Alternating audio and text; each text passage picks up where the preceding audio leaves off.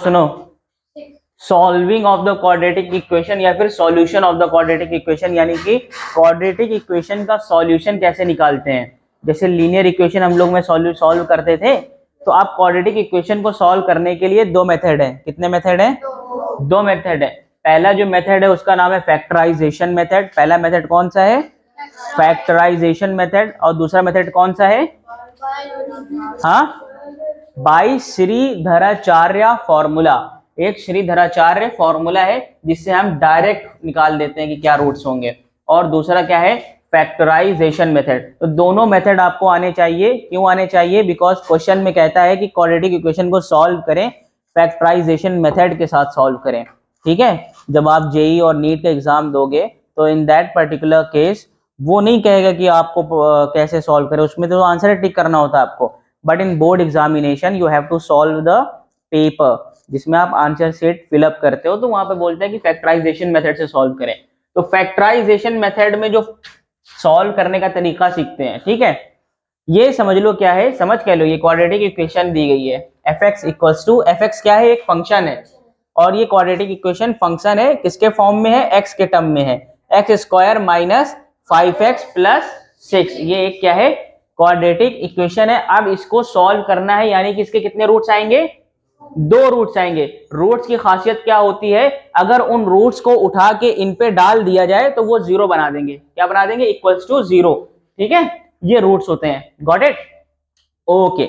जैसे कि मैं अभी बता दूं, जैसे मैंने कहा था कि k माइनस 8 इक्वल्स टू 0, ऐसे बोला था, तो k की वैल्यू 8 आ गई थी। ठीक है, अब k को उठा के इसी में डाल दो, तो 8 जब डाल दोगे तो 8 में से 8 जाएगा, 0 बन जाएगा। तो ये k, ये रूट हो गया। ठीक है, इक्वेशन को 0 बना दें। Got it? इतना समझ में आया? ओके।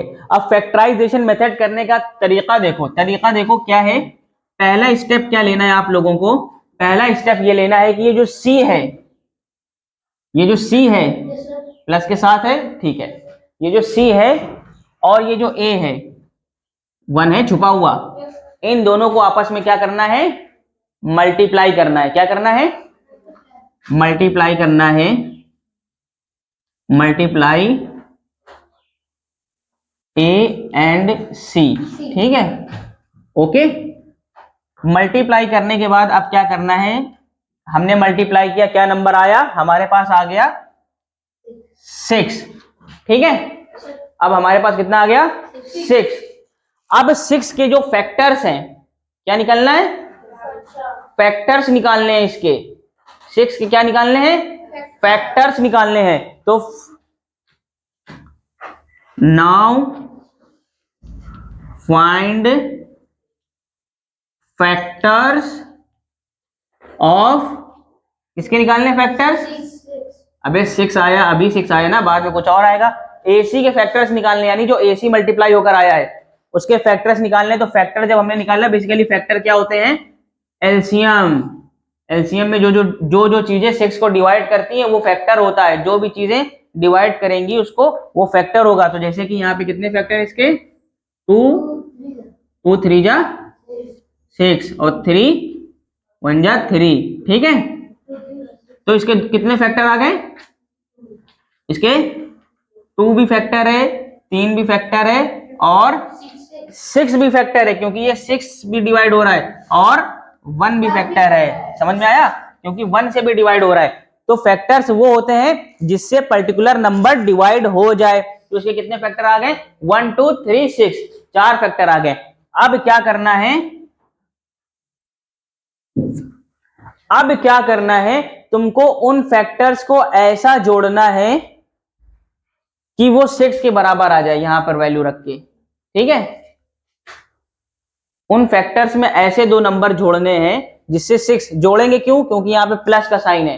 अगर यहां माइनस का साइन होता तो उन फैक्टर्स में आपस में ऐसा माइनस करो कि 5 आ जाए। ठीक है, solve factors to get equals to B के बराबर आ जाए। बी मतलब ये 5 के बराबर। इतना समझ में आया? Plus minus according to sign of C. क्या समझे?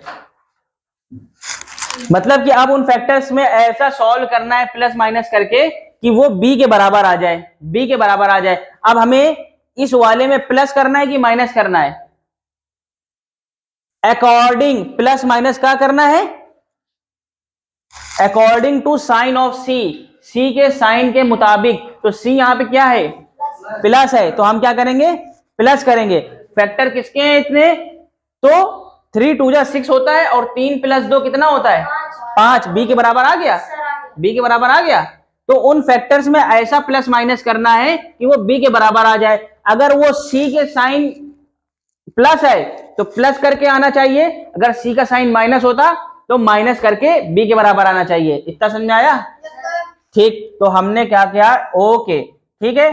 फिर ये करने के बाद now put it in place of B. ठीक, अब इसको बी की जगह पे रख देना है। क्या रख देना है? बी की जगह पे रख देना है। तो अब हमारे पास क्या आंसर आया? 3 + 2। ठीक है, 3 + 2 = 5 आया, और 3 2 6 भी हो रहा था और 3 + 2 5 भी हो रहा है। तो यानी कि 2 नंबर चूज किए हमने, 2 और 3। 2 और 3 चूज करना किसको आ गया?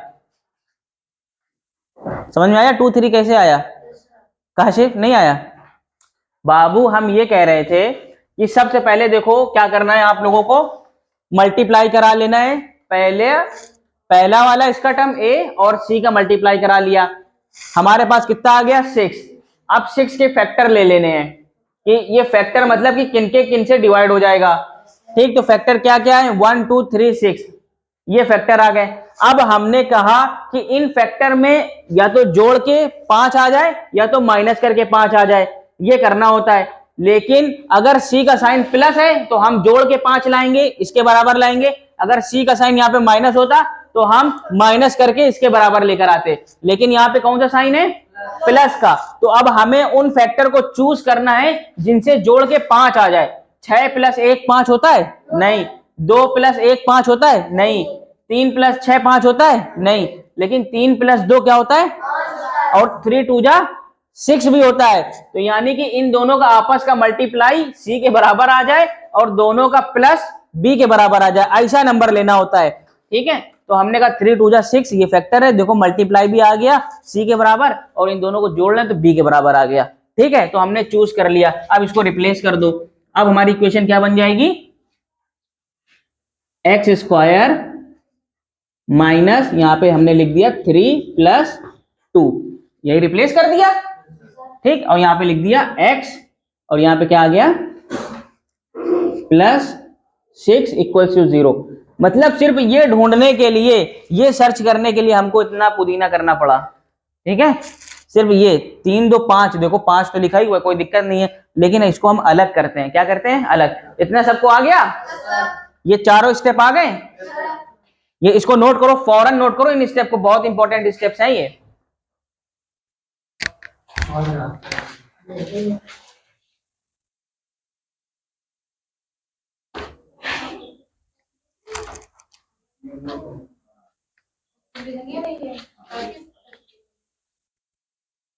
नोट करिए, ये स्टेप्स बहुत जरूरी हैं, फिर मैं आगे की इसी इक्वेशन को सॉल्व करता हूं। वो कहां गया यार बंद करने वाला?